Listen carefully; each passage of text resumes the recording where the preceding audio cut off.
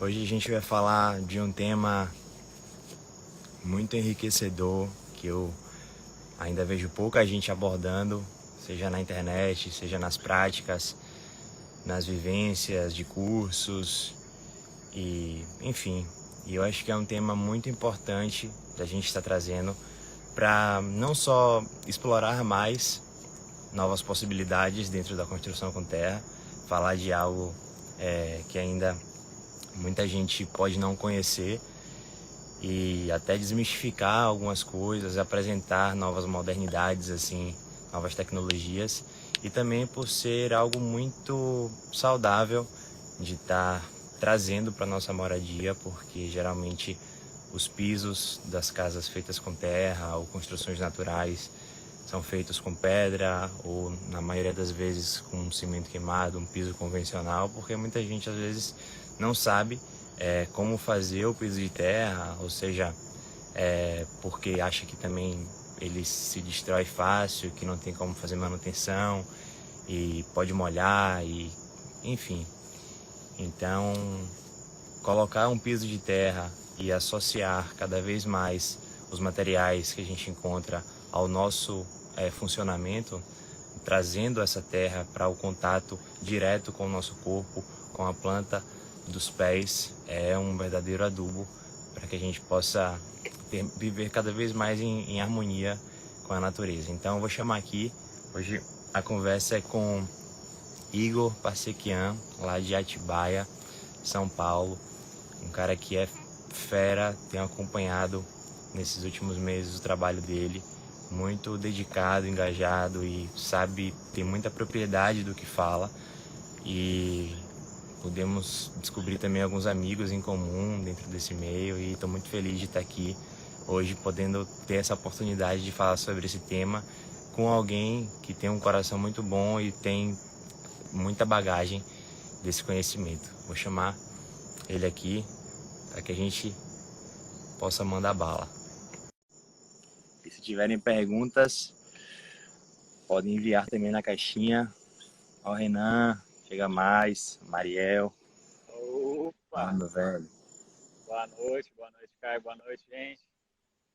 Noite. Pô, prazer estar aqui, tava falando bonito aí. É, né? Que bom. Tava tentando fazer uma introdução rápida aqui, falando um pouco sobre como eu te conheci, né? Conheci aqui mesmo pelo Instagram, mas aí já busquei o contato e tô acompanhando. Mas se apresenta aí, fala um pouco aí de você, algo das coisas que eu não falei, que eu não sei também, enfim, Boa. tá aberto. Bom, gente, ele falou, eu sou Igor, de Atibaia, aqui interior de São Paulo. Comecei construindo minha casa para justamente pegar a experiência na bioconstrução. Estava na faculdade de arquitetura, aí um pouco frustrado, morando em São Paulo. E aí tive a oportunidade, né, construir um espaço para mim, sempre desde pequeno já mexia com bambu, algumas coisas assim, mas de brincadeira. Aí a vontade de criar um espaço para mim sempre foi muito grande. E aí eu comecei tá baixo o som? Vamos ver. Você tá me ouvindo bem aí, Caio? Eu tô Bom, ouvindo. Tá um pouco baixo, mas dá pra escutar tranquilo. deixa eu ver se eu tiro o fone então.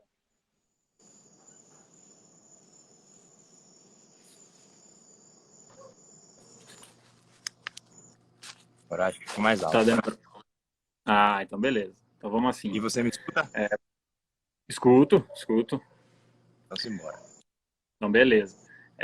Aí, como eu estava dizendo, vontade de construir um espaço para mim. E aí na faculdade um pouco frustrado, ainda não abordavam muitas técnicas mais naturais, aquela coisa do concreto armado. Aí morando em São Paulo, falei, bom, decidi chutar o balde de vez e voltei para o mato aqui, moro no interior, então é área rural. Aí comecei a construir uma casinha assim, sem entender de quase nada de obra. Aí fala com um aqui, um ali, comecei a levantar casinha de madeira, pau a pique, terra. Fiz um curso ou outro básico, mas falei, cara, quero pegar na prática para ver como é que é isso aí. Fui criado numa casa de taipa, de terra antiga, de 1860, então já tinha um pezinho ali. Aí as coisas vão se conectando. E fui fazendo minha casa, comecei a aprofundar e foi chegando parte de acabamento. Aí falei, bom, já tô nessa praia, já tô na pegada aí da terra. Pensava muito no piso, como é que seria, reboco, tudo. Aí falei, bom, tá, acho que piso de terra, não sei lá, dei uma pesquisada. Ah, vamos testar. E aí nem sei direito, pintou, alguma sementinha caiu ali na minha cabeça que eu decidi fazer isso daí e comecei a testar os pisos de terra, assim, comecei como se fosse fazer um reboco de terra, comecei fazendo no chão do meu quarto. E aí foi um processo bem interessante, assim, já me fascinei que eu fiz uma massa super caprichada, então eu já vi uma massa ali super encorpada, caprichei nas fibras ali, esterco, terra, areia, não sei o que, fui cinza, fiz um coquetel assim super maluco, me fascinei já com a massa que ficou excelente, né, no tato ali, uma consistência bonita, gostosa de mexer. E aí comecei a espalhar aquilo, tal, falei, pô, isso aqui é da hora, cara. Comecei a gostar do negócio assim de imediato. E beleza, aí começou a dar umas fissuras conforme foi secando, beleza, tal. Aí fui tentando dar uma pesquisada, né, observar como é que poderia fazer para resolver. Aí beleza, ficou ali meio com umas fissuras e tal, mas um piso bem estável. É, Aí até acabei gravando o processo de estar fazendo um desses pisos. Aí me chamaram para fazer o piso de uma casa. Eu falei, bom, já estamos nessa pegada aí, agora vamos para valer. Aí comecei a estudar de fato os pisos de terra, que para contextualizar assim um pouco também, gente, os pisos de terra que a gente está dizendo agora é meio que trazendo a modernização desses pisos de terra. Tem a raiz do piso de terra ancestral, dessa coisa do chão de terra batido, que era feito por quase todo o globo terrestre, toda a face da terra, as casas eram sobre a terra. A não ser lugares mais molhados, palafitas, que aí eram madeira, enfim. Mas, no geral, sempre sobre a terra. E aí isso já é uma coisa que é inata assim da gente, já tem há muito tempo. E só que agora a gente tem algumas acesso a algumas tecnologias, algumas coisas aí que a gente consegue estar trazendo para o contexto de uma casa contemporânea, vamos dizer assim, essa técnica de uma maneira mais estável, mais fácil de manter.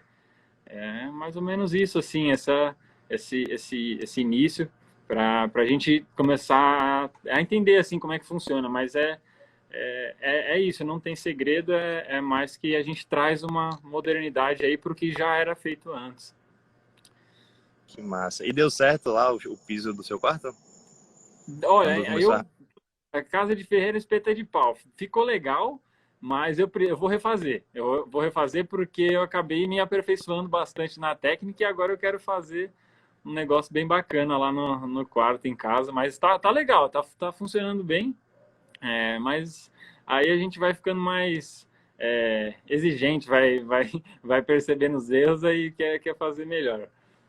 Com certeza, velho, porque também quando às vezes a gente tem ali disponível a nossa casa, no seu quarto aí para fazer e tal, mas que é um lugar que é meio que um laboratório. Eu mesmo enxergo, né? Vira e mexe eu tô aperfeiçoando o revestimento aqui no banheiro, e aí pinto, raspo, quero fazer de novo, porque é o lugar que eu posso estar praticando ali. Você vai voltar já pro seu quarto, fera, craque, para fazer. Até já ouvi o vídeo, né, no seu canal lá no YouTube.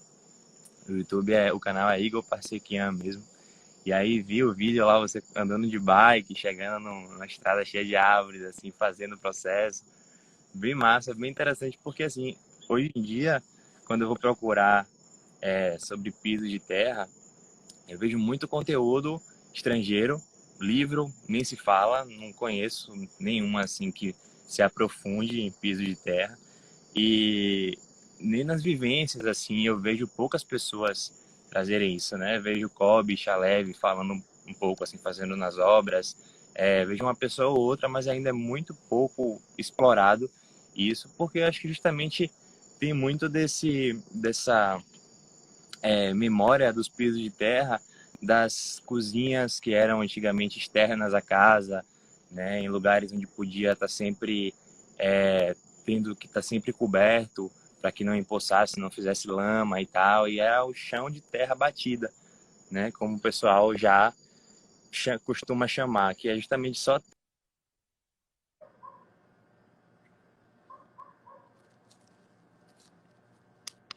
possa estabilizar o solo para que possa ser usado, né? Mas aí se perguntam, poxa, e se molhar, e se cair algum óleo, alguma coisa, né? Como é que vai manchar e tal?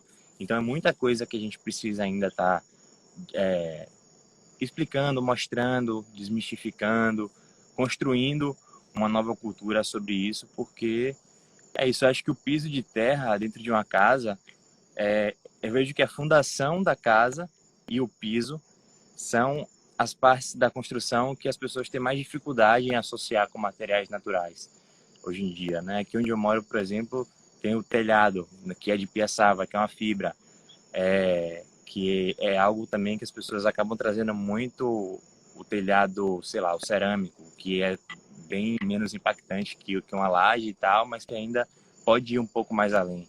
Mas o piso e a fundação, na maioria das vezes, ou entra concreto, ou malha pop, enfim, A gente diversas coisas. a gente se distanciou do ser natural, dessas soluções que são inatas. A gente tem os materiais, tem o conhecimento, por mais que esteja só no DNA, a gente não lembre mais, mas a gente tem. E aí a gente se distanciou, né, em algum momento, a deixar de fazer os telhados de palha, a deixar de fazer os pisos de terra. Um pouco tem da Revolução Industrial nisso daí, mas acho que não precisamos entrar tanto nesse mérito agora.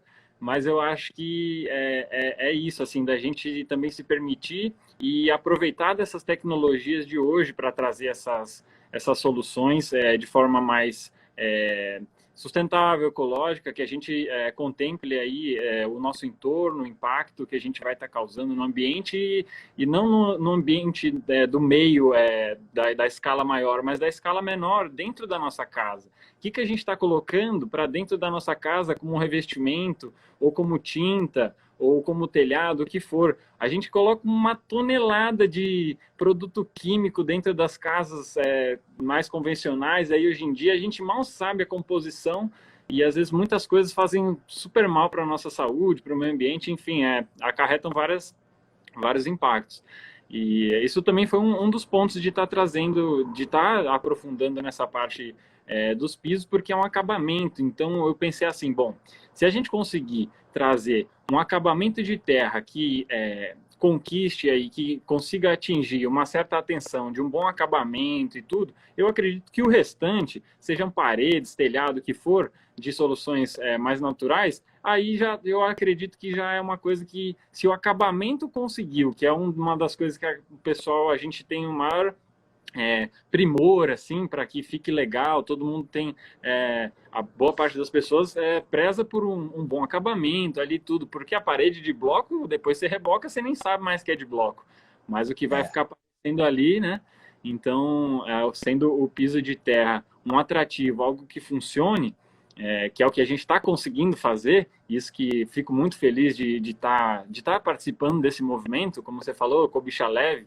Pô, esse cara aí, velho, nossa, sou puta admirador, meu. O cara começou com isso daí, ele levantou a febre há um tempo atrás. Na época que eu comecei, eu não conhecia ele ainda, mas depois eu fui ver, mestrão também. Então, dessa turma, assim, você que, né, já te falei que trazer todo esse conteúdo aí da bioconstrução, enfim, tudo isso, e agora está tendo a oportunidade de a gente falar desses pisos de terra. Podemos ir um pouco mais para a parte prática agora, que senão vamos ficar filosofando um monte aqui, tem um monte de gente fazendo umas perguntas aí. Gostei. Mas para mim a gente fica no papo aí à vontade, só tenho medo de filosofar demais e a gente não ir tanto direto ao ponto. Que Muito papo tem pano a... para manga. Oi? É muito pano para manga. Eu acho que outras conversas assim podem surgir a partir disso. Mas o piso de terra, é o que você falou, né? A questão do acabamento, porque assim, o piso de terra, ele, quando você faz um piso de terra bem feito, que resiste à abrasão física ali, mecânica das pessoas, aí já tem gente perguntando, por exemplo, Nath, sobre a manutenção do piso. Então, a questão de abrasão em um lugar que você está o tempo todo em circulação é muito mais, não vou dizer difícil, mas cuidadosa de você alcançar, né, do que em uma parede, de fato. Porque às vezes a parede, as pessoas rebocam, mas não tem aquele primor, talvez, de comprimir para ganhar mais resistência ou compactar em certos lugares, assim. E o piso, você precisa dar atenção a isso, porque ele vai resistir a uma carga. Então, eu acho que a execução de um piso de terra, ele passa muito por essas situações e é algo que muitas pessoas ainda têm a objeção de não fazer por conta disso, né? Então, irmão, se você quiser começar assim a falar sobre o processo executivo, né, desde o contrapiso, desde as, enfim, impossibilidades executivas também. Aham. Boa. Então, começar assim, né, pela parte da modernização desses pisos de terra. O que difere desses pisos de terra de agora para os que eram feitos antes? Os de antes, naturalmente a gente só fazia a casa sobre a terra ali, e a próprio chão, a própria terra que estava ali, a gente dava uma certa compactada, vai umedecendo, e aí a gente tem as partes, a parte da estabilização dessa terra, que tem registros que eram feitos de várias maneiras. A gente tem registros mais recentes que até óleo de motor, ou pessoas já me falaram que os avós passavam querosene no piso, tudo isso para estabilizar, não levantar poeira e tudo. Então, eram ainda alguns materiais tóxicos, mas a gente também tem a parte dos naturais. Então, tinha gente que estabilizava esses pisos com banha, com Tá? uma espécie de manteigas vegetais. Tudo certo aí, Kai? Tudo. Ah, tá. O Não pessoal achei que... usava sangue também para estabilizar? Não entendi. Sangue de boi. Sangue de boi ainda pode ser utilizado, mas é que é polêmico. Pode Não, ser o cheirinho aí, não é. E também, enfim, envolve outras questões aí, talvez espirituais também, não sei. Aí cada um tem o seu. Mas assim, falando em técnica, é possível, porque ele, quando em contato com oxigênio, ele aglutina e enrijece bastante. Então a gente tem registros aí de pessoas fazendo ainda hoje dessa maneira, né? Existem muitos testes com isso, porque realmente fica muito rígido. E tem outras formas, como eu falei, né, óleo de motor, produtos mais tóxicos, assim, gorduras animais, gorduras vegetais, uma série de coisas. Essa é uma das formas de estabilização. Olha lá, falaram, sangue de boi pode ser tóxico também. Acredito que sim, pode gerar algumas doenças, assim como do osso, né, enfim. E aí tem essa parte de estabilização. E antes disso ainda, da gente estar fazendo o piso logo direto ali no chão mesmo, a gente precisa ter um isolamento, porque a gente está falando de um piso de terra. E para qualquer piso, no geral, é bom que a gente tenha um isolamento dessa terra-mãe, da superfície da terra. Porque se a gente faz o piso direto sobre o chão, ali sobre a terra, a troca de calor, a gente nunca vai vencer esquentar esse piso, porque a troca de calor a gente vai estar trocando calor com a massa térmica do planeta todo. Então, esse piso sempre vai estar gelado e é lógico que piso cerâmico não passa a umidade tanto, né? Ele pode suar ali, pode dar uma condensada na água, na superfície, mas a gente não consegue esquentar esses pisos, fica muito dispendioso energeticamente. Então, a gente precisa fazer um bom isolamento nesse piso, para que seja feito um piso em cima que a gente consiga que ele seja estável, que não tenha problemas com umidade, que não tenha problemas com um piso gelado demais também, dependendo da região que a gente está. E como é feito esse isolamento? Oi? Como é feito esse isolamento? Então, podem ser de várias maneiras. A gente pode fazer uma camada, por exemplo, de pedras, de entulho, triturado. Tem gente que já vi fazendo com garrafas de vidro, que você vai criar uma camada ali, como se fosse um bolsão de ar, para que essa umidade, essa temperatura, você dê uma distanciada, uma isolada. E aí tem retardantes de vapor também, como algumas mantas. Ou você também pode utilizar de métodos mais alternativos e mais naturais, como algumas fibras, enfim, são muitos testes ainda, como fala, é um assunto que a gente está voltando a pegar nisso e modernizar recente, então ainda tem muito estudo a ser feito. Mas esse é um dos pontos, a gente tem que ter um bom isolamento, e depois uma boa, como falei do isolamento, falei da parte de estabilização, e aí uma outra coisa que é super importante, muita gente vem me perguntar qual que é a receita do piso de terra.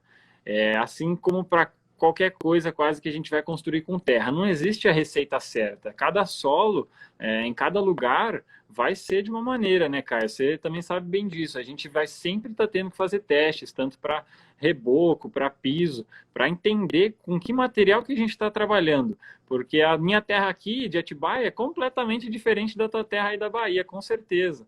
Em questões de areia, de argila, a quantidade de cada material aí que tem de proporção dentro dessa terra. Então, esse é um outro avanço, a gente fazer os testes antes para saber com que material que a gente está trabalhando, para ver aí como é que a gente vai estar executando esse piso, para saber a melhor proporção, para que a gente não venha a ter problemas depois. Igual esse piso que eu falei, aí no começo, que eu fiz aqui no meu quarto, que vai conseguir uma massa muito legal e tal, eu não fiz teste nenhum, eu saí fazendo, eu estava tão empolgado de fazer um negócio que eu não fiz teste nenhum, e rachou um tanto, ficou firme, ficou legal ali e tal, mas eu poderia ter atingido um resultado ainda melhor.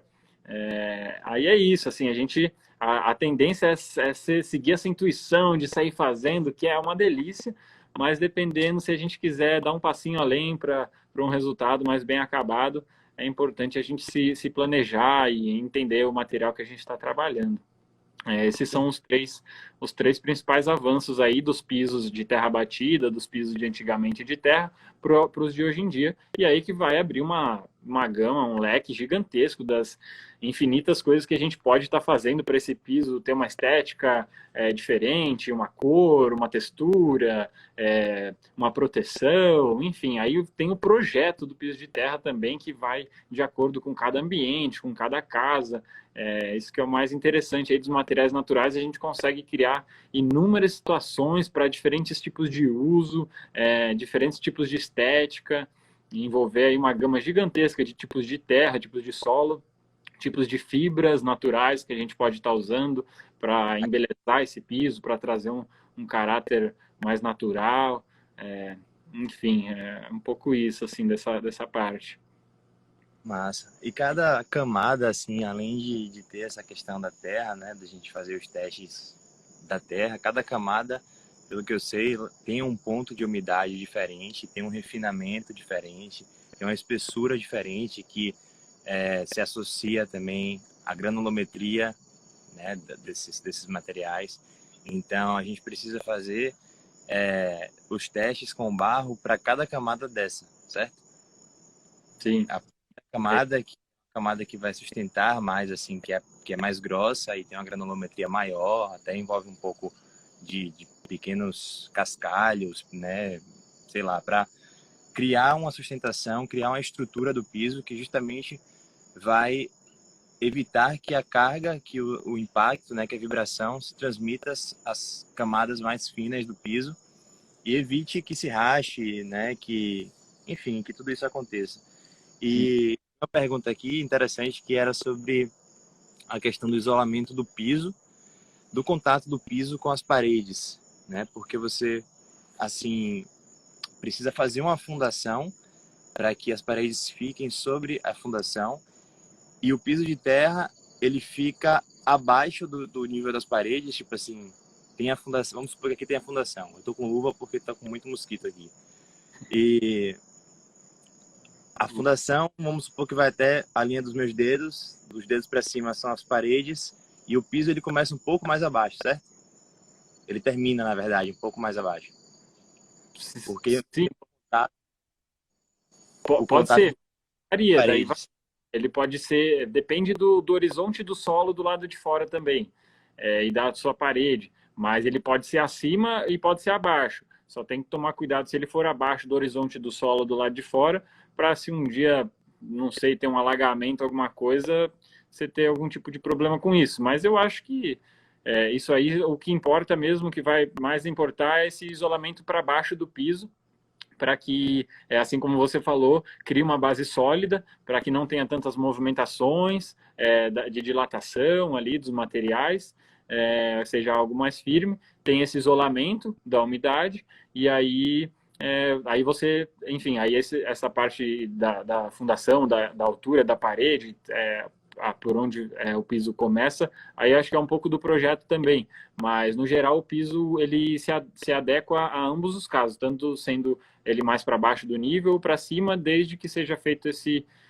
isolamento, essa base aí para a gente tá colocando ele em cima. Ó, tem uma pergunta aqui do Thiago que vai bem de encontro com isso, né? Ele falou: então o piso de terra não necessariamente pode ser direto na terra, teria que ter um isolamento como um contrapiso, que não precisa ser de concreto convencional, é isso? Exatamente. Ele pode ser sobre um piso de concreto convencional, e pode ser por um contrapiso que a gente chama aí contrapiso compactados de materiais agregados, como o Caio estava falando, de pequenas pedras, algum entulho triturado, o que você tiver à mão. A gente vai estar aí priorizando o que você tem mais fácil. Às vezes você tem um tanto de entulho cerâmico aí que você pode triturar e compactar, enfim. Tem uma série de alternativas, mas não precisa, realmente não precisa ser sobre o concreto convencional. E essa distância, assim, Igor, do tipo, a espessura dessa camada isolante, que seria, digamos, a primeira, né? Vamos supor que a gente tem duas situações diferentes. Aqui onde eu moro é só areia, é um solo muito drenante, então a chuva cai, ela não inunda, não alaga nada. O lençol, apesar de ser raso, a gente tem um solo muito pouco compactado, a gente anda muito descalço aqui, a passagem de carro. Tanto é que na parte da estrada, né, a areia na parte da estrada, geralmente alaga mais do que nas trilhas, do que em outras regiões aqui, porque é onde está a circulação de carros compactando, mas, enfim, a chave da situação é que tem um solo arenoso e tem um solo argiloso, onde geralmente alaga mais. Então, a espessura desse isolamento, que seria o primeiro contrapiso, seja uma cama de britas, de entulho, ela precisa mudar com relação ao tipo de solo que a gente está construindo? Essa é uma boa pergunta. Assim, num solo como o seu, tudo bem que você falou tem um lençol freático mais alto, você está próximo da praia, então, por mais que ele seja bem drenante, tem a umidade por condensação natural. Então, no geral, ele vai meio que se adequar, esse tipo de contrapiso, ele vai se adequar a quase qualquer área, assim, desde que a gente entenda mesmo do que se passa ali nesse subsolo.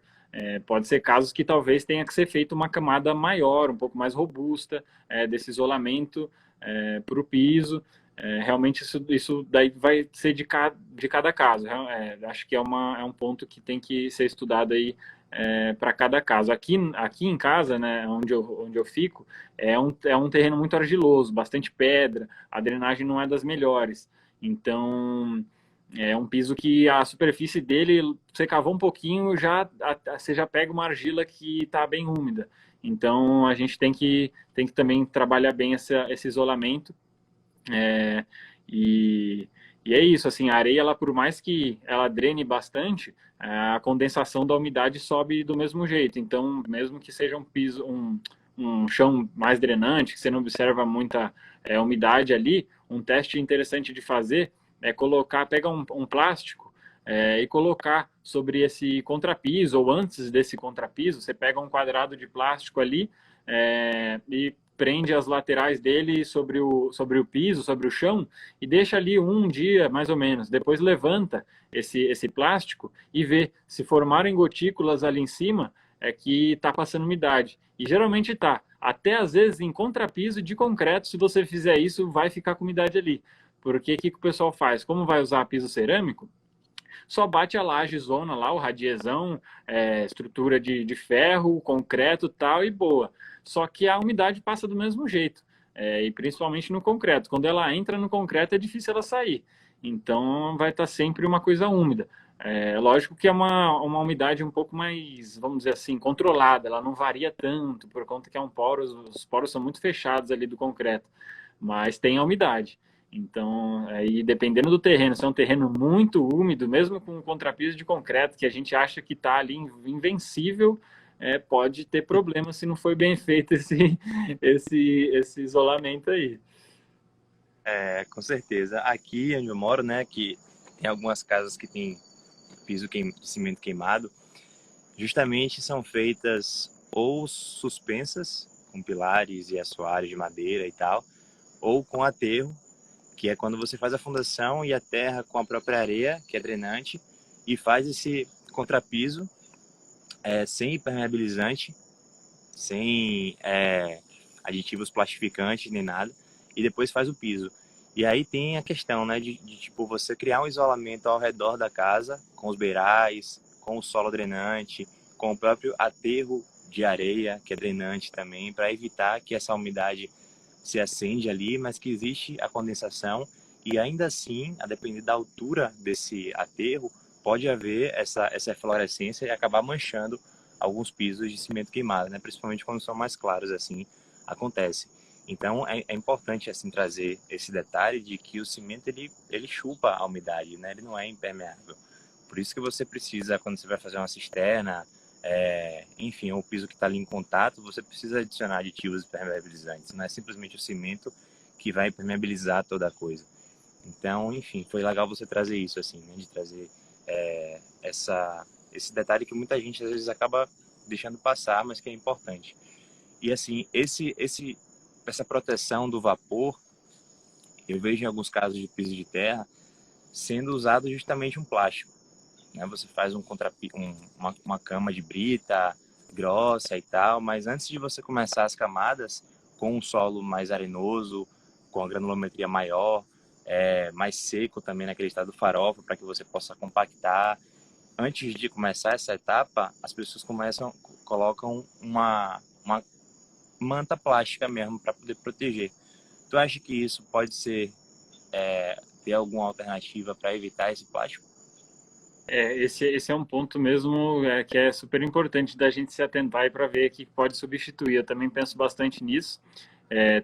Claro, tem que ser feitos testes e mais testes, mas do que eu imagino e do que eu penso, assim, que por mais que a gente não consiga, porque na natureza é difícil, algo como o plástico, assim, que a gente consiga, sem material, sem tanto processamento, que a gente consiga cumprir essa função aí de isolar, assim, com o plástico. A gente está acostumado com o plástico e quer buscar algo parecido na natureza, mas é meio complicado. O que a gente pode fazer é retardar esse vapor e essa umidade. Então, a gente coloca uma série de obstáculos e camadas ali, seja de brita, entulho, o que for, pode ser até como fibras naturais, algumas fibras dessas com mais sílica, assim como as fibras do bambu, que são fibras que não apodrecem tão fácil. E se a gente já fez algumas camadas de isolamento mais para baixo, a gente colocar algumas dessas fibras para cima, ela pode estar servindo como um retardante. Então, o vapor que vai chegar na superfície de cima, onde o piso de terra está aplicado, já vai ser muito mínimo.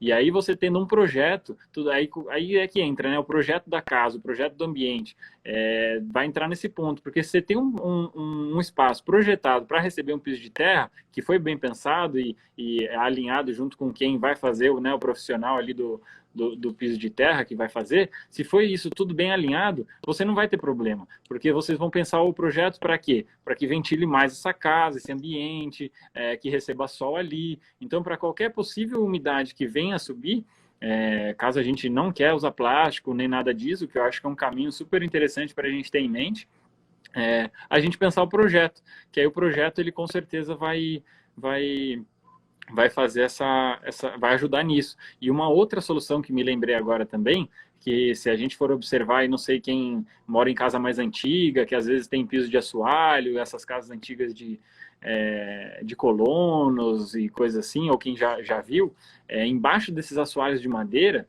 geralmente eram feitos fiadas de tijolos, com espaçamento mais ou menos entre uns 50 centímetros entre cada fiada, e aí ficavam bolsões de ar. E esses bolsões de ar serviam de isolamento para que a madeira durasse mais. Então, às vezes, a distância de um tijolo que fosse, de altura, com a tábua em cima, para ela não ficar direto em contato no chão ali, já prevenir aí de ter umidade nesse piso por um bom tempo. Então, tem casos, na casa que eu fui criado, que é de 1860, ela tinha até um porão. Então, você conseguir andar embaixo. Para ter esse isolamento, porque é num lugar que é, vamos dizer assim, ligeiramente úmido. Então, tem esse estudo também.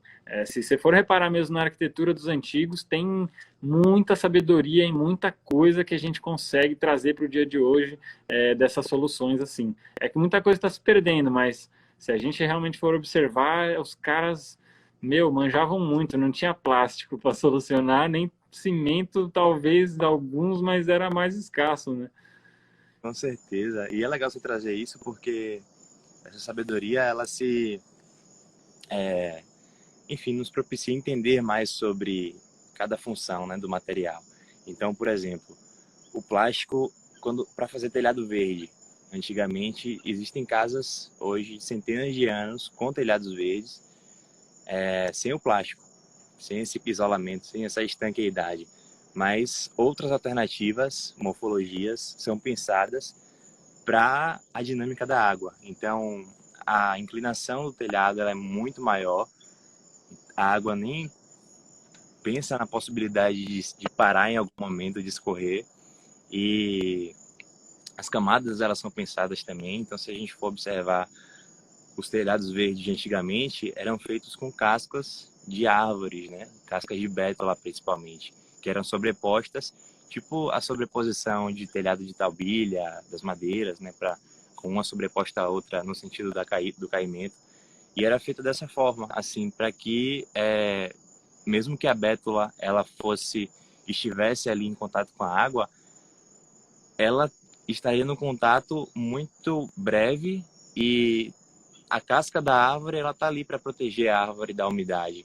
Quando a gente tira a casca de uma árvore, a depender da quantidade que a gente tira, a árvore pode morrer. Então, essa proteção ela serve não só para a árvore, mas de que forma a gente pode trazer essa proteção para o nosso uso enquanto tecnologia. Também é se aperfeiçoar nisso, né? Então, assim, com certeza existem outras formas de fazer, só que esse é um caminho que, querendo ou não, a gente tem se distanciado cada vez mais, né? Com todo aquele discurso que a gente não entrou em detalhes da Revolução Industrial e tudo mais, mas que a gente está nesse processo, né? De entender, de buscar cada vez mais informações, sejam elas com as pessoas, com as casas mais antigas, com as pessoas mais antigas que, quem sabe, quando crianças viram ou lembram de alguma informação, e visitar essas casas e observar as tecnologias que eram usadas, né? Alguém perguntou aqui sobre se era possível fazer laje com piso de terra. Eu não sei até que ponto é possível, mas eu já vi construções onde eram feito o assoalho normal, com as vigas e o assoalho por cima, e que abaixo, porque assim, existe muita questão de vibração, de falta de privacidade em um piso de assoalho entre o térreo e o primeiro pavimento, e as pessoas faziam um isolamento com como se fosse um enroladinho de terra, assim, colocavam um pedaço de madeira que ia encaixada entre os caibros que seguravam o assoalho, e nisso enrolava com uma fibra, fazia uma salsicha de terra e colocava ali, e depois só rebocava e acabava isolando, né? Acusticamente, termicamente também. E por cima, às vezes, trazia uma camada de terra sobre essa madeira. Então, não sei até que ponto a gente consegue fazer uma laje só de terra. Imagino que tenha que ser por geometria mesmo, por, enfim, cúpula, abóboda, para que sustente isso, né, o arco ali. Mas a gente está descobrindo cada vez mais possibilidades, né? E eu acho que pessoas como você que estão ali na pesquisa prática, teórica, na visita técnica de lugares antigos, que possam ter esse olhar cuidadoso, técnico, de observar quais são os materiais que compõem ali, de que forma a gente pode trazer isso, né? É muito importante, irmão, Sim, para poder sim. saber mais no tema. Isso aí você já trouxe, vou resgatar lá atrás que você estava falando, da casca de bétula. Você já trouxe uma baita solução aí para isolamento sem o plástico embaixo do piso, imagina? muito louco. Não necessariamente a bétula, que eu não sei se a gente encontra muito aqui, mas às vezes tem alguma outra casca aí da Mata Atlântica, do Cerrado, alguma coisa que a gente consiga, não sei, é, fazer algo do tipo, ou alguma dessas de reflorestamento mesmo, de florestamento aí, sei lá, se o eucalipto conseguisse ajudar nisso aí também era show. Mas acho que o bambu é o cara da pegada, porque o negócio é incrível e eu não duvido não, porque é muita sílica, o negócio não apodrece tão fácil. É só a Pois gente é. saber aí como é que faz para usar isso daí, mas só para não fugir do teu raciocínio, da pergunta também, sobre a laje de terra, também acredito que é muito da geometria, assim como você falou, do telhado para ser mais drenante, ser mais inclinado, como faziam antes, para que a água percolasse com mais facilidade. Mas eu já vi um projeto do MST que eles usaram esterídeas e aí eles fizeram um barreamento por cima das esterídeas como um telhado. Eu não visitei, eu não conheci pessoalmente, mas eu vi que conseguiram fazer como se fosse uma laje de terra. Não sei como é que tá, em que pé que tá hoje, mas foi uma experiência assim que eu achei bem interessante e eu sempre fui doido para fazer. É que é muito disso. Alguém comentou sobre o desenho, sobre o projeto, que é de cada clima. O nosso clima é mais chuvoso, então esse tipo de coisa acaba sendo, acho que, mais complicado da gente trazer, mas consegue também. Acho que é só questão aí da tecnologia ajudar um pouco a gente e também pesquisar, reconhecer os saberes aí dos ancestrais que já faziam muitas coisas incríveis aí que a gente pode observar e se inspirar. Mas aí, quanto eu vi, já saiu algumas perguntas aí sobre a manutenção também do piso de terra, né, Caio? Não sei o que você acha da gente entrar um pouco nesse tema aí também. Cara, fica à vontade, vamos no jazz, assim. Eu acho que eu tenho algumas perguntas aqui para soltar, mas a gente pode voltar depois no tema, se você quiser fluir para manutenção, fica à É, vontade. não, demorou. Se quiser seguir nesse raciocínio aí que a gente estava, mas. Então, brevemente sobre o projeto, né, que você comentou aí agora. Uhum. Por exemplo, a gente vai fazer uma casa, escolher uma técnica de, sei lá, hiperadobe. A gente tem que levar em consideração que as paredes são mais grossas, então pode haver uma perda de espaço, seja interno ou externo, que os contramarcos de parede, de portas e janelas precisam ser pensados para isso. E no tijolo de solo cimento, a gente tem que pensar num projeto modular, com o tamanho certinho de cada tijolo, pensado desde o projeto. E assim, para o piso de terra, quais são as considerações que a gente precisa ter antes, né? Imagino que a ventilação, colocar os pisos de terra em lugares que não sejam áreas molhadas ou não também, posso estar enganado. Quais são essas considerações assim que a gente precisa ter? Boa do gancho, Kai. Então, aí vai muito do uso do espaço, qual que vai ser, mas no geral, isso que você falou já é um bom primeiro passo. O piso de terra, dessa maneira que a gente está trazendo e que eu tenho feito, que é esse piso de terra mais artesanal, algo que a gente vai ali fazendo mesmo um trabalho mesmo bem artesanal. Esse é um piso que ele é mais trabalhoso, então a gente vai ter como prioridade para ele ambientes internos. Ambientes internos, externos é possível, mas pelo trabalho que dá para fazer e a manutenção que seria dada por conta das intempéries, acaba que não sei se vale muito a pena.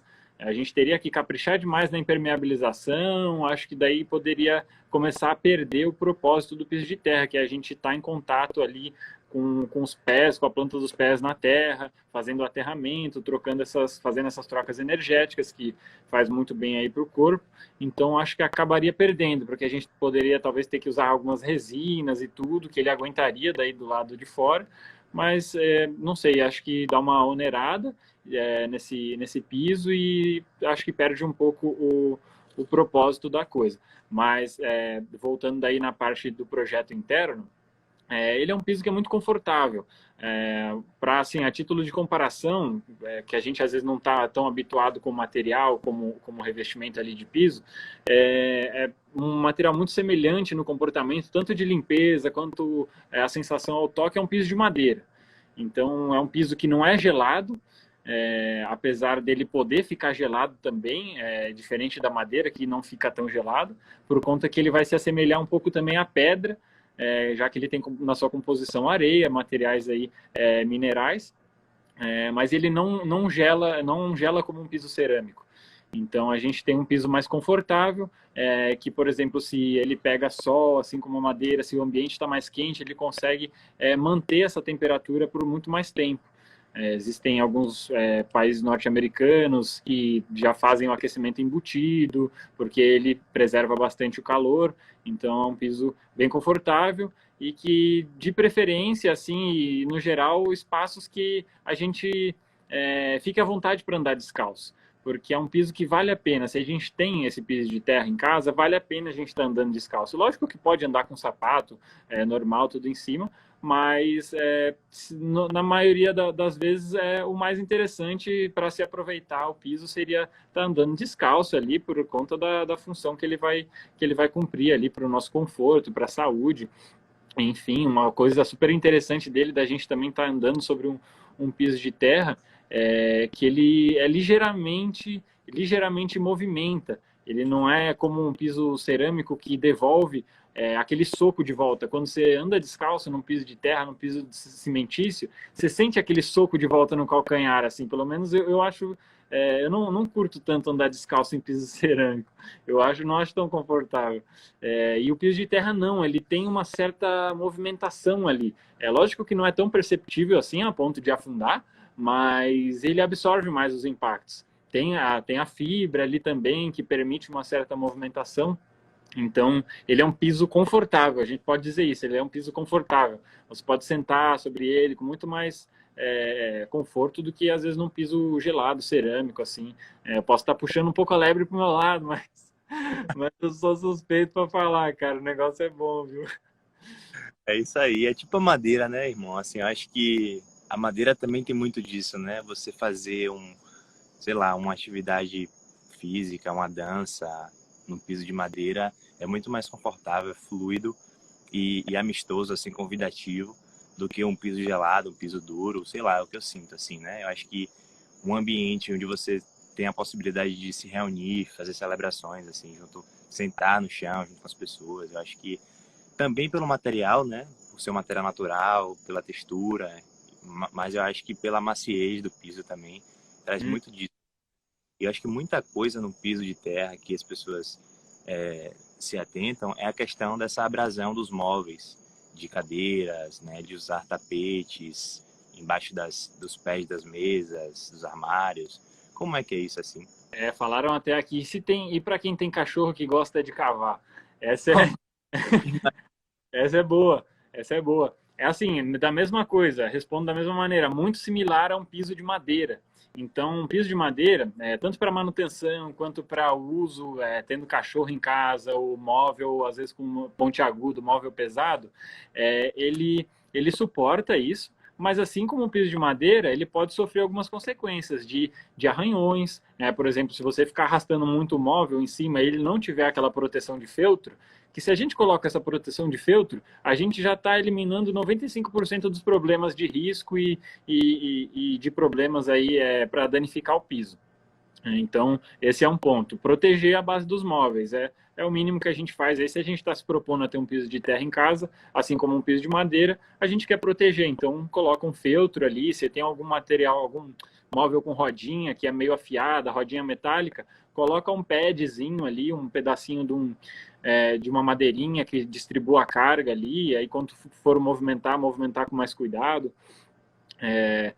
Tem isso, ele é um piso que se assemelha à madeira na sua dureza também. Então, assim como um piso de madeira, se você derrubar uma marreta em cima do piso de madeira, provavelmente vai fazer uma dentição, vai fazer um pequeno valezinho, um amassadinho. No piso de terra pode acontecer também. Só que a vantagem do piso de terra é que a gente consegue consertar isso. O piso de terra, se você for ali com uma colher de pedreiro e der uma cavocadinha ali, E uma das técnicas que a gente tem no piso de terra para esse tipo de coisa é que a gente guarda um pouco da massa do piso, assim como a gente guarda um tanto dos porcelanato que usa e tal, para a gente fazer esse tipo de reparo. Então você vai lá, reumedece essa massa, porque não tem cimento, a gente consegue fazer isso, e você simplesmente vai lá e aplica. Talvez ela apareça ali. Esse pedaço ali não tem como.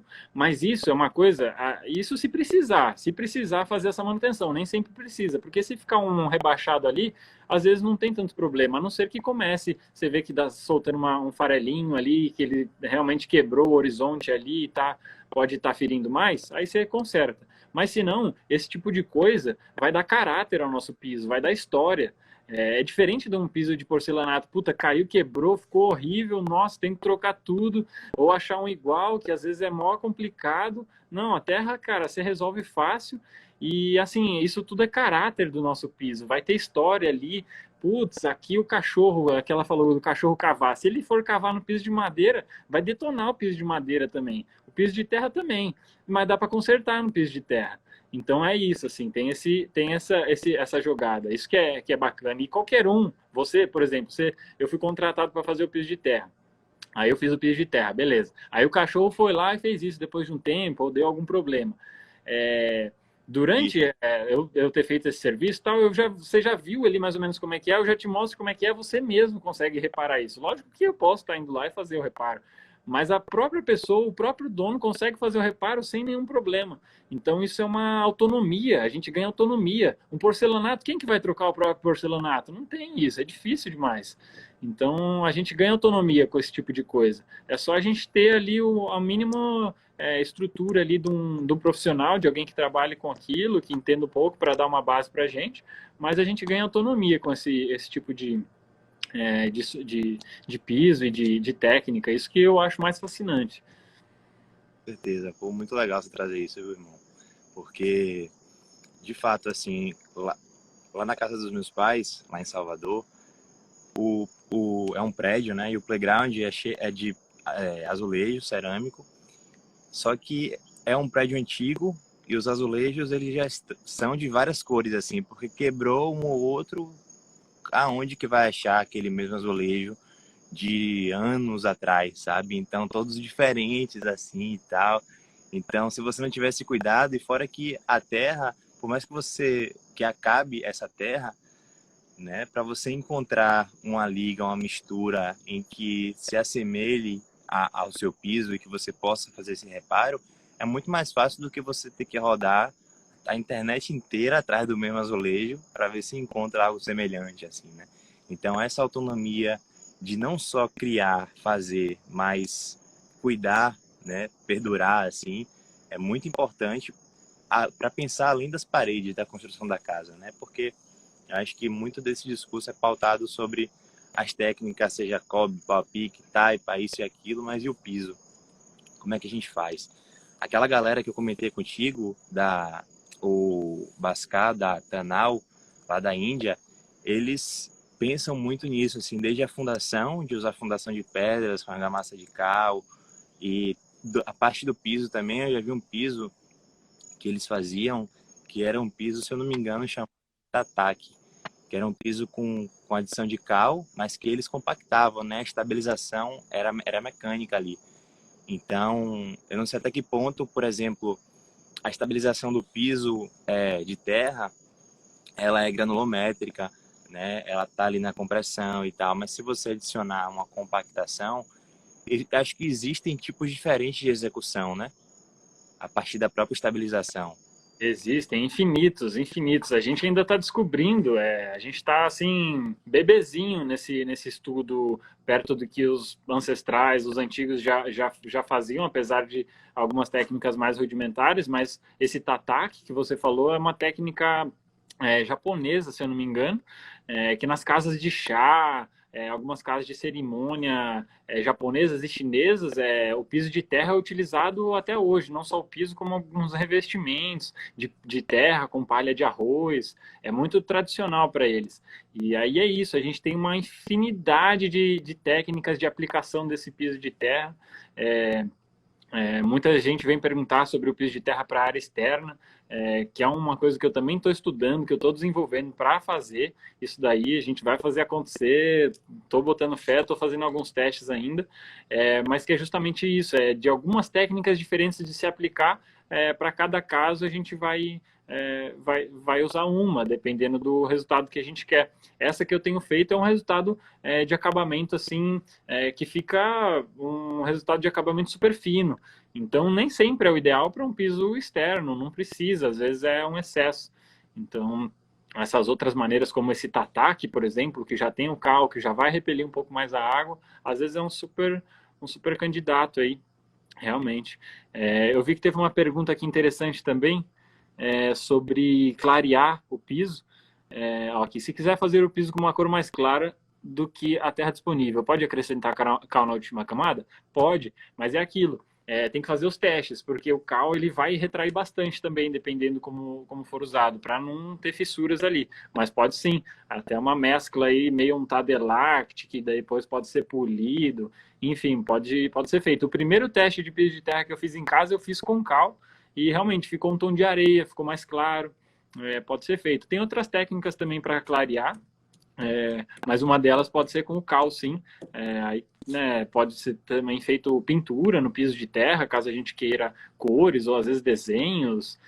Também pinturas naturais mesmo, pode ser feito. Também é uma das alternativas aí que a gente tem, além de pinturas, podem ser utilizadas texturas, enfim, é um mar de possibilidades, são muitas coisas. Os materiais naturais eles vão dando essa liberdade para a gente, né, Caio? Isso que é mais legal.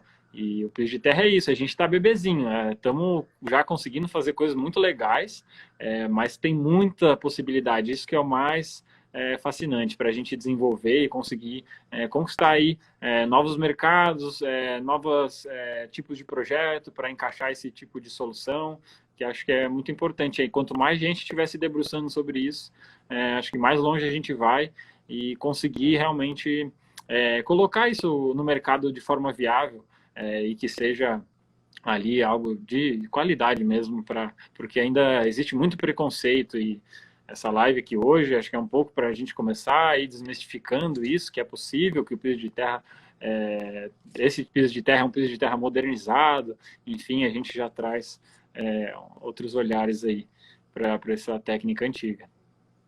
Quem sabe até as pessoas que escutam e para além de normativas técnicas, né, lançam um disco de polimento aí apropriado para piso de terra, né, algo que não solte as fibras. Você estava falando que essa resenha interna aqui, né, que Sim. de touro de aquela enceradeira industrial que às vezes soltava muitas fibras e acabava trazendo uma outra estética para o piso, né, pela rotação ser muito alta, a própria politriz. Então, para fazer isso em grandes áreas, né, em grandes escalas, assim, o que geralmente acontece, porque o piso ocupa bastante área de uma casa, né, se você for fazer na sala, principalmente, assim, espaços maiores, então requer uma dedicação, né, porque o piso, o acabamento, em alguns dos casos, não é como a parede. Também a parede em alguns dos casos, porque o Tadelac, enquanto você está polindo com uma pedra, e tem que passar cera também em alguns lugares e tal, e demanda uma atividade mais cuidadosa, mais gasta, precisa de mais tempo ali para poder fazer. O piso de terra, você também precisa dar um polimento, né, trazer um brilho legal para que tenha uma cara mais assim, não sei se de piso, não vou falar de piso, porque o piso de terra, mesmo se a cera traz, mas não trazer aquela estética que seja um pouco possível de brechas, de dúvidas das pessoas quanto à resistência, né, à durabilidade. Por exemplo, a questão do óleo, quando você passa o óleo, que você muda um pouco a tonalidade, o óleo tem aquele caráter dos polímeros, né, que se polimerizam junto com a reação com o oxigênio e acabam trazendo essa flexibilidade, essa resistência ao piso, né, quando você caminha ali por cima e evita que esses pisos se rachem ou se desagreguem ali, saiam pó, enfim. Então, se quiser falar um pouco sobre essa parte de acabamento, né, de como que você atinge esse acabamento a partir das últimas camadas, Sim. acho legal. Sim, boa, Caio. É bem dito isso mesmo, porque a gente, além da parte de estar passando alguma cera, algum óleo, algum impermeabilizante, o trabalho já começa antes, nesse polimento que você estava falando. A gente faz a queima do piso de terra, que é assim como o cimento queimado. Só que o cimento queimado a gente já faz logo na aplicação. O piso de terra a gente espera um pouco, porque ele tem um outro tempo aí para estar secando, mas a gente também vem fazendo a queima. Vem fechando os poros desse piso, vem enrijecendo ele, que é uma ligeira compactação. Acontece como uma compactação, tanto na aplicação quanto na queima, e durante alguns processos da fabricação desse piso de terra. E aí, posteriormente, ele secando, aí a gente vem são diversas possibilidades também, e isso ainda é um mundo muito grande a ser explorado, desses produtos para a gente estar impermeabilizando o piso. E no Brasil a gente já tem produtos de excelente qualidade, mas ainda poucos da linha 100% natural, sem petroquímicos, a base vegetal.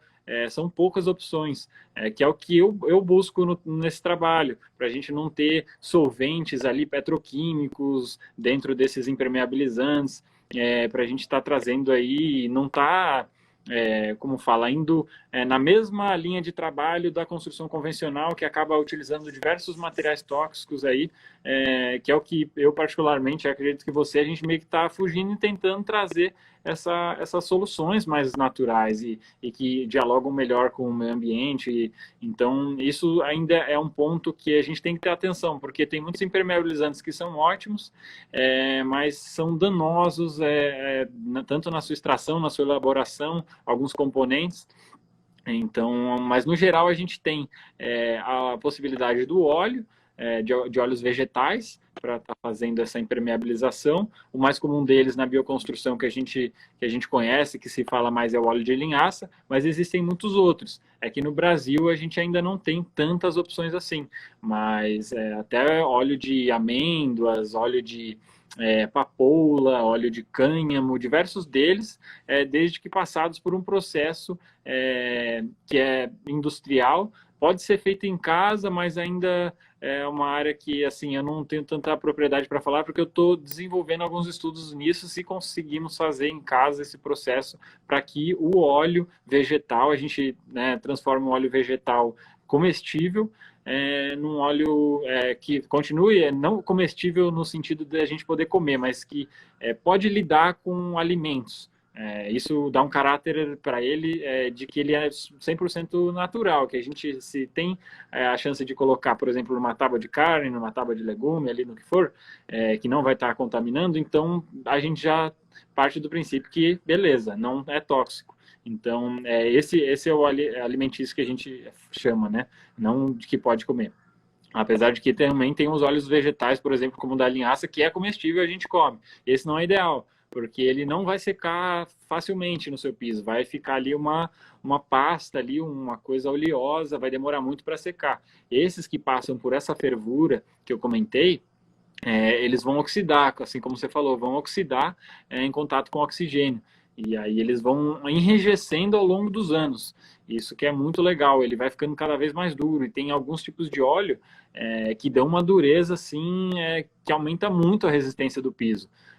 Existem alguns testes laboratoriais aí que mostram as resistências de alguns desses óleos. O de linhaça é muito bom, daí tem o de papoula também, que é muito bom. Só que é isso, a gente ainda tem que viabilizar alguns desses materiais para o Brasil. Por isso que a gente tem que fomentar cada vez mais essas técnicas, para que esses materiais comecem a ter mais procura e naturalmente ter mais oferta. Então, aí de empresas especializadas nesses nichos dos naturais, sem petroquímicos. Uma outra, além do óleo, são as resinas. A gente já tem resinas vegetais, à base de mamona, olha lá, ó, cera de carnaúba rola? Rola. Esse último piso que eu fiz foi com cera de carnaúba. E a cera de abelha, enfim, diversas ceras que você pode também tá usando aí. A cera não é obrigatório, ela é um a mais se você queira proteger mais seu piso. Então, tem uma infinidade mesmo de coisas. As resinas, como eu estava falando, né, tem a da Mamona, e tem outras resinas também sintéticas, uma infinidade de produtos. Mas é isso, só ficar atento mesmo com o impacto que a gente está gerando, se tem alguma coisa tóxica, ou se às vezes esse produto vai estar lidando bem com o piso de terra. Que às vezes tem produtos que podem não lidar tão bem com o piso de terra, porque esse é o ponto mais crítico do piso, assim, porque se você não conhece o material que você vai estar usando para impermeabilizar teu piso, você pode estragar ele assim e acabar com o seu trabalho todo só por uma opção ali de às vezes não ter feito um teste ou de uma opção errada mesmo do impermeabilizante. Então esse é um ponto crucial e é isso que vai transformar um piso de terra, mesmo ali uma coisa, não um piso de terra, mas uma terra compactada, realmente num piso de terra estável que vai durar por dezenas de anos. É isso que vai subir esse degrau aí. É essa boa impermeabilização, esse bom cuidado com a impermeabilização, que vai deixar que você ande de meia branca em cima desse piso e a tua meia continue branca. Não vai ficar sujo. Vou aproveitar o gancho, eu vi perguntas sobre a limpeza. A limpeza também é muito similar a um piso de madeira. A gente vai estar aí limpando. Você não vai lavar teu piso de terra o tempo todo com mangueira, tal, piso de madeira. É a mesma coisa para o piso de terra. Se cair água, se você bater uma água ali, beleza, foi bem feita a impermeabilização, ele aguenta. Mas quanto mais ele for exposto a esse tipo de situação, antes você vai ter que dar novas demãos aí de proteção desse teu piso. Então, o ideal é a gente estar sempre mantendo limpo esse piso, para que não fique nenhuma pedrinha, nenhuma poeira ali por não ter limpado o piso e a gente pise nisso, esfregue e faça algum risco. O que um risco também não é nada demais, é mais para a gente manter esse piso aí o mais bonito possível também, mais durável, enfim. E panos úmidos com algum sabão vegetal, alguma coisa, caso você precise de uma limpeza aí mais forte, mais exigente. Um pano úmido ali com algum produto já mais natural possível já vai ser super eficiente, não precisa mais que isso. Que massa, irmão. Eu vou te perguntar uma coisa, mas antes eu queria puxar um gancho do óleo que você falou, né? Sobre como que a gente encontra muito na literatura, assim, falando sobre óleo de linhaça cozido, né? Você, sei lá, usa o óleo cozido e tal, e todo mundo se pergunta o que é óleo cozido, ou vai procurar o óleo de linhaça, só encontra esses óleos com querosene, né, e tudo mais. E que é justamente isso, né? Assim, o óleo cozido, ele não é propriamente cozido ali no fogo, né? É questão de, tipo, ter um solvente nesse óleo, que justamente isso faz com que ele tenha dessa polimerizada e acabe se oxidando e secando, porque quando você coloca o óleo cru, ele vai ficar ali impregnado, mas por muito tempo sem secar, né? Vai demorar muito ali. E quando você inclui esse solvente, ele já seca mais rápido, ele funciona mais como é, me Secante, né? me fugiu a palavra aqui quando é aquele material que usa como alternativa verniz que impregna na madeira quando a gente Sela- passa. Como? Seladora? É uma outra palavra, mas enfim, eu esqueci agora. Mas é justamente isso, né? Existem solventes que são de base vegetal, como a terebintina, por exemplo, que é do processo de destilação de árvores coníferas, né? Que você polistém. Obrigado, Thiago. Essa era a palavra. Boa. Que o processo da terebintina é justamente a partir dessa destilação dessas árvores que é usada para passar em madeiras que vão servir de tábua de corte, né? Que não é aquele água ras que a gente encontra aí, que é justamente para possibilitar o uso de comida, assim, que hajam toxinas, assim, né? Então, justamente, eu não sei se é esse o processo que você vem tentando fazer em casa, mas, por exemplo, a cera de carnaúba, né? Existe a cera de carnaúba que é vendida nas lojas, né, enlatada, que já é a pasta e tal, e a cera de carnaúba, a partir do processo que é feito com a palmeira, que é vendida em barra, né, ou em raspas, enfim, que é a partir da barra também. E o que eu fiz aqui para passar no Tadelac foi fazer uma mistura de outros materiais para que eu pudesse criar a pasta de cera de carnaúba a partir dessa barra, né? Então eu misturei a cera de carnaúba com cera de abelha, com parafina, com esse aguarrás mineral, né? Também, que não é esse aguarrás que é usado de lata e tal. E aí fiz todo o processo ali no fogão, esperei secar para criar a pasta e usar. É um processo mais trabalhoso, com certeza, do que simplesmente comprar a lata ali, mas é muito além disso, né? A escolha desse processo vai muito além de simplesmente da facilidade de encontrar o material. Quando você cria, não digo nem pela autonomia de ter um material que você mesmo criou, criou não, né? Que você fez ali, mas é mais pelo impacto que isso gera, né? E assim, o que eu ia perguntar sobre a questão da limpeza do piso é se, por exemplo, a gente precisa ter uma vassoura especial para limpar, se, por exemplo, a gente pode limpar com a vassoura de piaçava ou pode limpar com a vassoura de pelo plástico, né, que é mais fina ali, ou se na hora de passar um produto, se a gente tem que ter cuidado de usar um produto que não seja abrasivo, ou um produto que seja mais natural, que não manche, porque assim, manchar até pedra mancha, né? Se ficar no granito, no mármore, se algo ficar por muito tempo ali, uma hora vai manchar. Não é que ele é invencível também assim, né? Então, é justamente saber se existe um cuidado a mais dos materiais, né, dos equipamentos que você usa ali para fazer essa limpeza. Sim, com certeza. Se a gente já está trazendo aí toda essa ótica de um piso de terra, de uma impermeabilização mais natural, assim como você estava falando, que né, elaborou o processo de estar fazendo ali, porque justamente quer ter mais controle sobre os ingredientes, sobre a composição do que vai ali, porque essas ceras em lata, essas ceras que a gente costuma comprar, é isso, acaba tendo muito petroquímico, coisas que metais pesados, que são os secantes, às vezes, que desses produtos mais baratos, o secante natural dele é o metal pesado ali que vai estar exercendo isso. Então, assim como a gente tem esse cuidado para fazer a impermeabilização, a gente vai ter o mesmo cuidado na hora da limpeza.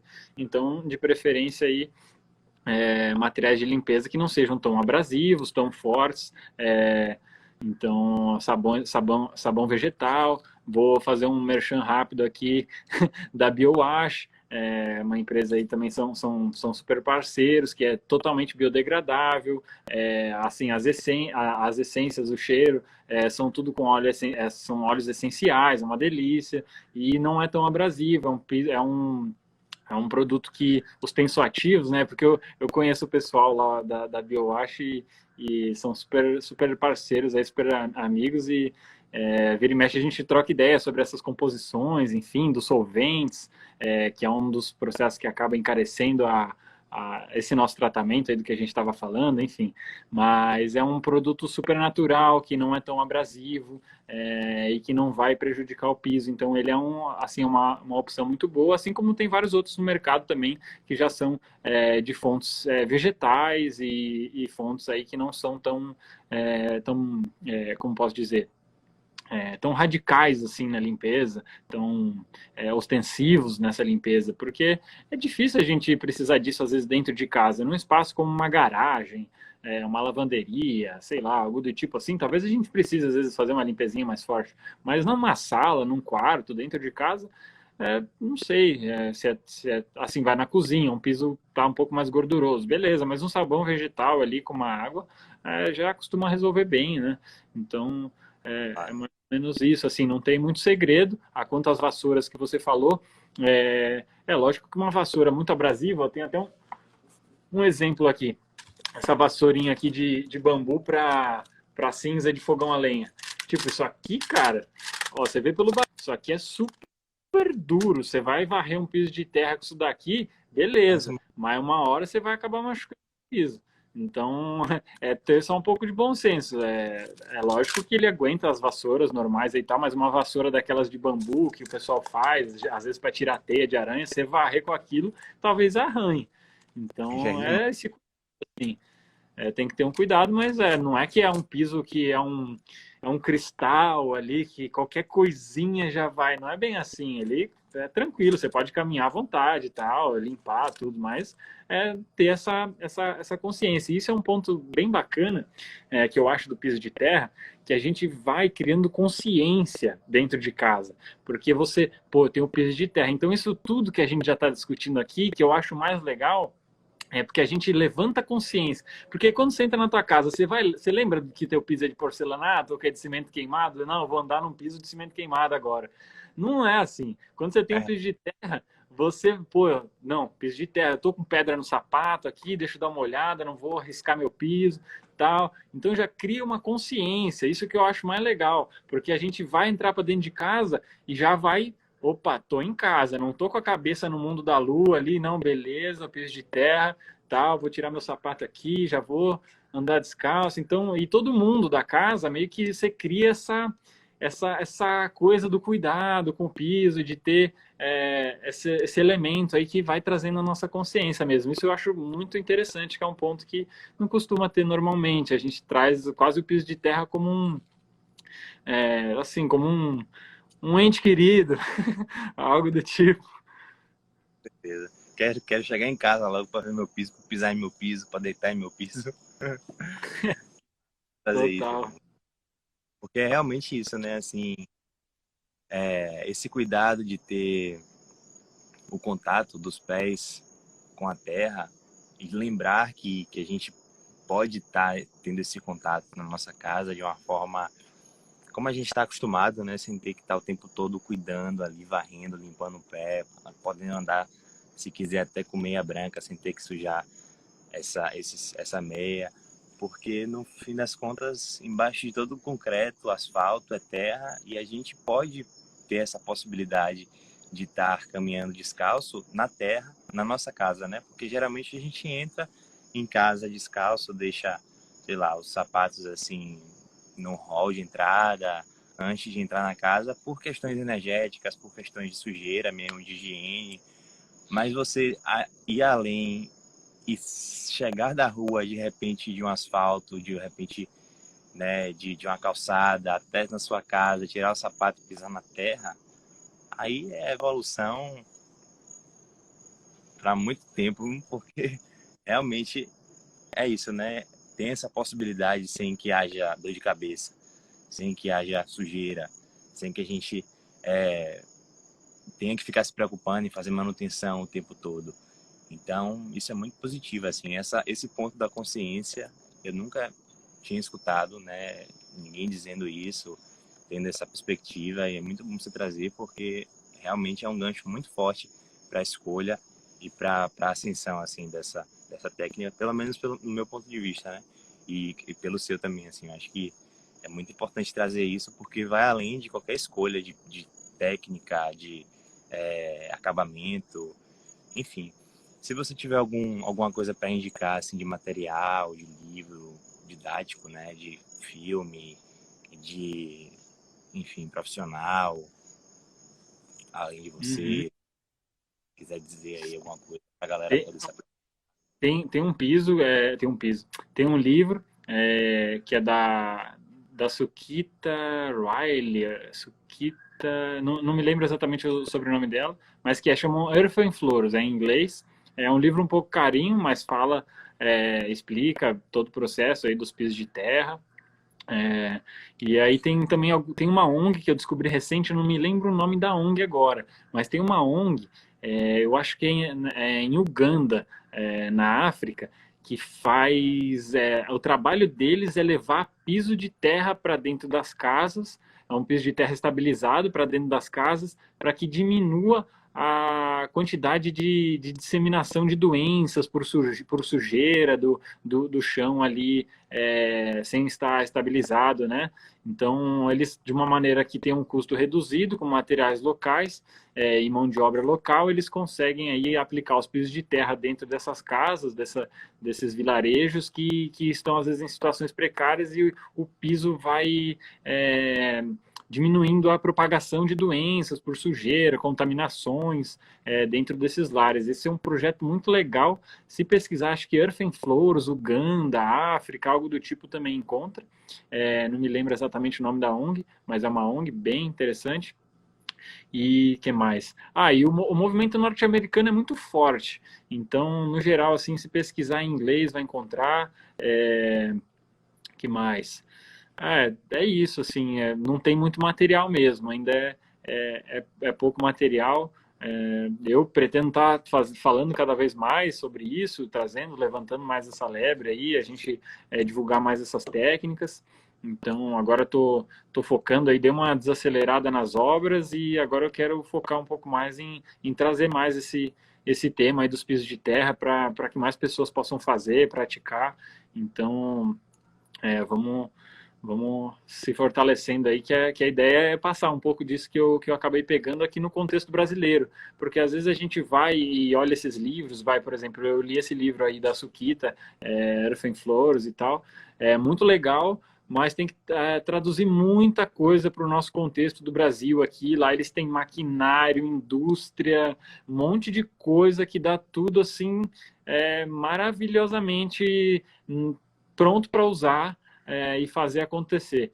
E aqui no Brasil a gente ainda tem algumas coisas que a gente precisa melhorar nesse sentido, porque a indústria ainda está muito focada no convencional.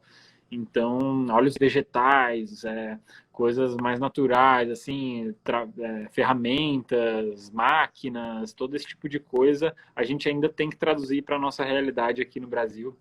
E o clima também, tem muitas coisas que também acabam diferindo aí, mas a gente dá conta e acho que o Brasil todo um, todo um, como fala, um contexto excelente aí para a gente resgatar essa técnica aí, levantar ela e fazer ela brilhar mesmo, porque é realmente fantástico, assim, quem tiver a oportunidade, quando pisar num piso de terra mesmo, andar, puder, caminhar, vai sentir a diferença, vai sentir a qualidade que e assim, só para concluir mesmo, que acaba assim as dúvidas muito sobre a durabilidade, sobre os cuidados e uma coisa assim parece tão preocupada. Eu acho que é importante essa preocupação, mas não é um piso de terra assim, não é tão frágil. É uma coisa que é realmente possível e viável. Já a gente conseguiu fazer isso e não precisa ter tanta preocupação assim. A gente pode, é lógico que é bom a gente saber o que a gente vai colocar dentro de casa, profissional, porque é um piso feito em loco. É isso que é importante ressaltar, é feito em loco, a gente aplica no local, então o canteiro de obra também influencia muito sobre o piso e o projeto, enfim, mas é super possível, é um piso assim que funciona muito bem aí para uma série de espaços sendo internos. Perfeito, perfeito. Muita gente. Obrigado, irmão. Obrigado pela explicação assim tão detalhada, tão aprofundada e com o seu coração também dizendo, falando muito sobre isso, é importante. E só trazendo algo que me aconteceu assim uma vez, né, dessa coisa do in loco, fazer ali em campo e tal. E aí me perguntaram, poxa, mas como é que eu vou fazer um piso da casa se não for na casa, se não for in loco, né? E É, aí pensar nisso assim, né? Poxa, o azulejo que você mora ali, que você está pisando, não foi feito em sua casa, sabe? De onde ele veio, qual o processo, e para fazer o azulejo, qual foi o processo da matéria-prima que fez o azulejo, né? Sei lá, né? Todo um processo assim envolvido que toda a gente está por fora. Mas, enfim, eu trouxe aí o nome da ONG, que era Earth Enable, não sei se é ah, essa. Eu eu acho pesquisei. que não me lembro, mas boa, legal que você achou. E o nome do livro também, mas já são boas referências, assim, né, para quem queira se aprofundar. Existem podcasts também que falam, mas que são norte-americanos, né, em inglês, assim. Então, o conteúdo didático, informativo sobre esse tema ainda vem sendo construído. E, enfim, acho que cada vez mais a gente tem que compartilhar mesmo, porque é compartilhando que a gente consegue explorar mais, conversar mais, trocar sobre experiências, né? Sobre o que dá certo, o que não dá. Compartilhando é quando a gente consegue aprender mais, fixar mais aquele conhecimento, buscar mais exigências em si mesmo de estar pesquisando, de estar estudando, né? De estar trazendo a informação real ali para poder passar. Tem o seu canal aí no YouTube, o seu Instagram, que já traz muita informação que qualquer pessoa que quer aprender, só de ver assim, de conhecer, de assistir ainda o pouco que tem no YouTube, né? Você tem construído mais assim agora no Instagram, eu tenho percebido, e que você mesmo falou que vai buscar mais voltar a produzir, mas já tem muita informação boa assim no YouTube. Eu vi aquele vídeo que você está fazendo um piso lá com todo um roteiro, tá massa. E enfim, eu acho que a gente tem muito ainda que descobrir, entender e conversar mais também. Espero que em breve a gente possa se encontrar, aí conversar mais sobre o tema, dar um rolê e, enfim, novas ideias, novas parcerias, e que a gente possa estar chegando cada vez mais longe nesse propósito que a gente encontrou e vem se dedicando porque vê que faz sentido e que de fato é um caminho sem volta, assim, quando a gente descobre, não pelo lado dos impactos, né, mas mais pelo lado dos benefícios que isso traz, e que a gente faz aquilo por um porquê que vai muito além do prático, né? E, enfim, irmão, eu só agradeço, assim, muito boa a conversa, aprendi muito, com certeza que a galera também aprendeu muito. Eu vou deixar salvo aqui, porque realmente aqui esse papo que você trouxe vale ouro, e enfim, né, que outras pessoas possam chegar depois e ver. Algumas pessoas chegaram para mim, pô, mas eu moro aqui em Portugal, vai estar tarde, eu quero ver essa live, como é que vai ser, vai ficar gravada, vou ter que ficar acordado até 3 horas da manhã. Então, pode ver depois com um caderninho e tal, que vai ser bom. Então, agradeço de coração aí por ter aceitado o convite e Ô, participar do seu conhecimento. agradeço você aí do convite também, da abertura, cara. Pô, muito bacana. Já te falei, falo de novo aí que é, ter trazido esse profissionalismo que você trouxe de divulgar o conhecimento, de levantar várias questões, várias técnicas da bioconstrução, da construção natural no Brasil, cara, isso está sendo excelente, porque tá educando as pessoas, está trazendo mais informação para que a gente tenha mais embasamento na hora de fazer as decisões, na hora de construir, de pensar a moradia ou o que for que vá construir. Então, esse trabalho todo que você está fazendo de divulgar conteúdo, cara, parabéns mesmo, isso aí é excelente. E obrigado do convite, da oportunidade aí. E quando a gente fala do que a gente gosta, a gente fala com o coração mesmo e quer somar. Acho que essa é a ideia. A gente está numa comunidade muito bacana. A bioconstrução, no geral, ela tem uma como posso dizer assim, uma união das pessoas que eu sou fascinado, assim, quem está na área, a gente sempre acaba se dando bem, essa paixão em comum aí move a gente para mais longe, e estando junto, com certeza vamos ainda se encontrar, vamos fazer umas coisas juntos, e, e é isso, cara. Acho que só o começo aí a gente tem muito para trilhar. O Brasilzão, com certeza, já está se destacando aí na bioconstrução a nível mundial. O pessoal da taipa de pilão, tem muita coisa linda demais aí acontecendo. Então, acho que a ideia é cada vez a gente fortalecer mais isso. E, e pode contar comigo aí, todo mundo que está assistindo. Valeu da atenção também, obrigado. Muito feliz de estar aqui, podendo falar sobre a construção com terra e realmente fazer a gente fazer acontecer mesmo no Brasil, porque se a gente às vezes não se adequa tanto ao modelo, é uma frase clichê, mas se a gente às vezes não se adequa tanto ao modelo existente, a gente tem que criar outro. Então, bora criar outro, cara, né? Acho que tem tanta oportunidade aí, tem tanta coisa. Então vamos que vamos junto aí que é mais gostoso. Vamos mais longe junto. É isso aí, irmão. Obrigado. Obrigado mesmo. Valeu a galera também que trouxe as dicas aí, as perguntas, né? Esse envolvimento é muito importante porque as dúvidas acabam trazendo novos insights, assim. Então, é muito importante a participação conjunta. E vamos que vamos. Criar essa base forte que vem se construindo cada vez mais bonita. Então, valeu, meu É, mestre. Então, é isso aí. viu? Valeu, Até a Caio. Cara, próxima. Boa noite. Até mais. valeu, galera. Boa noite aí. Tamo junto.